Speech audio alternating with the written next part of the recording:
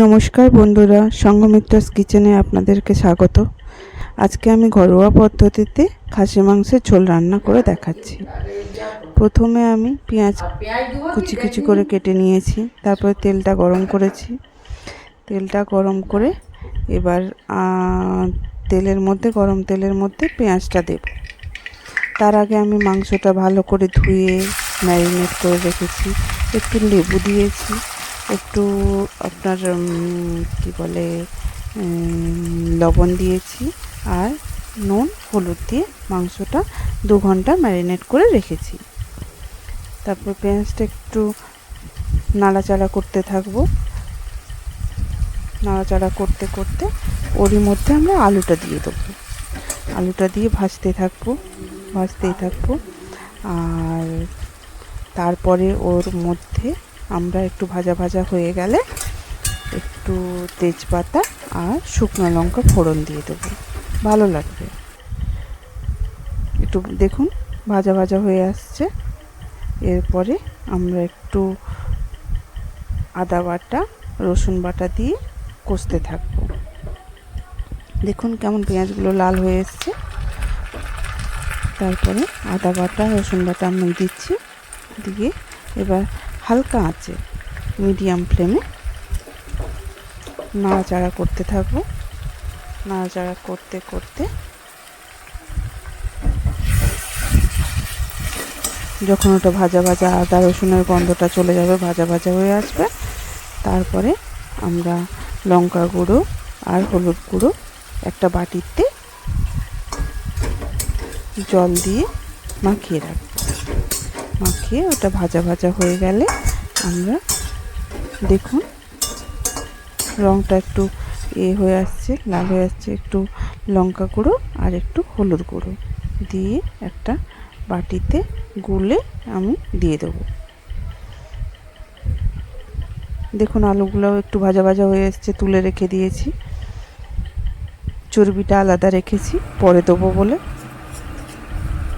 এরপরে আমরা লঙ্কা গুঁড়ো আর হলুদ গুঁড়োটা দিয়ে নাড়াচাড়া করতে থাকবো যতক্ষণ না তেল বেরিয়ে আসে। তেলটা কষাতে থাকবো হালকা আঁচে।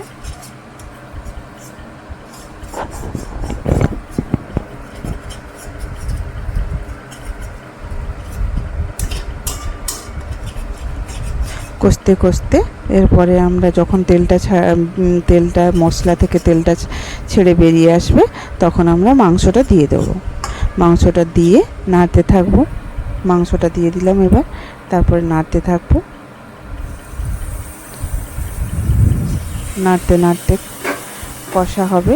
তারপরে কষা অনেকটা হওয়ার পর আলুগুলো তুলে দেবো। তারপরে ওটা ঢাকা দিয়ে খাসি মাংস তো রান্না করতে অনেক সময় লাগে, তো একটু ঢাকা দিয়ে কষিয়ে কষিয়ে রান্নাটা করব, নাড়তে থাকবো। এবার আমি একটা ঢাকা চাপা দিয়ে দেবো।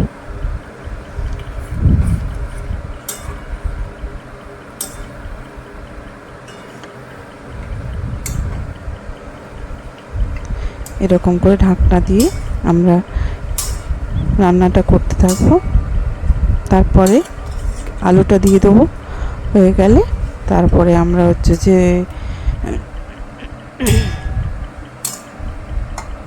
মাংসটা কষা কষা হয়ে গেলে আমরা জল ঢেলে দেবো। জলটা গরম করে দিলে খুব ভালো হয়। জলটা একটু গরম করে দেবো।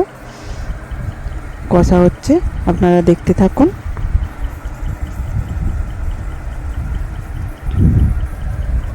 এরপরে আমরা জল দিয়ে দেবো। তারপরে মাংসটা আস্তে আস্তে হবে।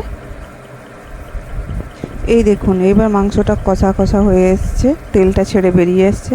পাশে একটা আলাদা পাত্রে আপনারা জলটা পরিমাণ মতো গরম করে নেবেন, যেমন ঝোল খাবেন সেরকম। তো জলটা গরম করে দিয়ে দিবেন। তারপরে কিছুক্ষণ ফুটবে মাংস, তারপরে নামিয়ে নেবেন, ঢাকা দিয়ে রাখবেন। তো তারপরে যে ঝোলটা ফুটে গেলে নামিয়ে দেবেন। তারপরে গরম গরম সার্ভ করবেন। পারলে দুটো কাঁচা লঙ্কা দিয়ে দিবেন, দেখতে ভালো লাগবে। যদি আমার মাংসটা আপনারা রান্না করবেন, ভালো লেগে থাকলে লাইক করবেন, কমেন্ট করবেন, আর আমার এই চ্যানেলটা সাবস্ক্রাইব করে দেবেন। ধন্যবাদ।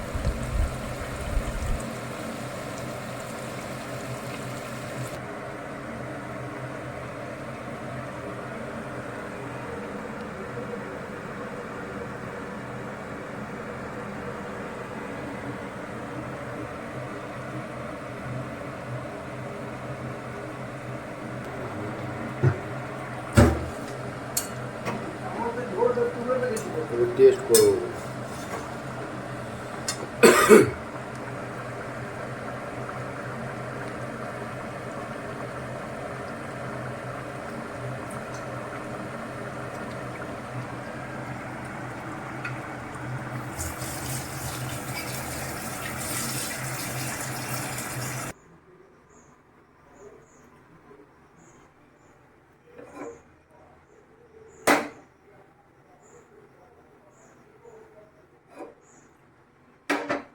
কালকেরটা